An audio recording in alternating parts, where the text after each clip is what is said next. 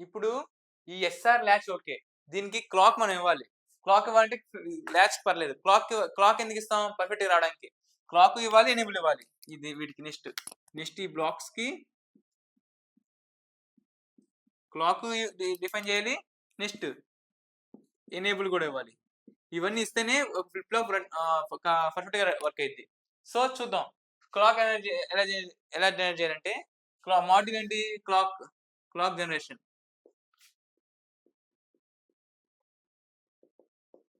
Clock generation దీన్ని రిజిస్టర్‌లో define చేయాలి. రిజిస్టర్ ఏం చేసిద్ది? మాటికి అప్‌డేట్ అవుతా ఉంటది. అందుకే దాన్ని రిజిస్టర్‌గా డిఫైన్ చేయాలి. సీఎల్‌కే క్లాక్. ఇనీషియల్, మానిటర్ మీకన్నీ తెలుసు. ఇవన్నీ ఇనీషియల్, బిగిన్. నెక్స్ట్ క్లాక్ ఇనీషియల్‌గా 0 స్టార్ట్ అయింది. మీకు ఫస్ట్ క్లాస్‌లో చెప్పాను. క్లాక్ జనరేటర్‌కి ఏ కీవర్డ్ వాడతారని. కీవర్డ్ కాదు, లూప్ వాడతారు ఒకటి. ఫర్ లూప్ లాంటివి ఏం వాడరు. ఏం వాడతారంటే ఫర్ ఎవర్ లూప్ వాడతారు. Forever. చూద్దాం forever. FOREVER forever. ఈ ఫర్ ఎవర్ లూప్ డిక్లేర్ చేయంగానే ఏమైద్ది?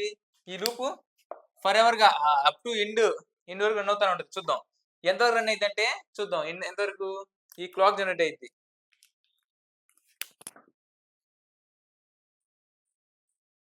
1000 నానో సెకండ్స్ వరకు రన్ అవుతానే ఉంటది. ఈ ఫర్ ఎవర్ కీవర్డ్ ఇవ్వంగానే 1000 నానో సెకండ్స్ వరకు కీవర్డ్ రన్ అవుతా ఉంటది. ఓకే. ఇది ఓకే క్లాక్.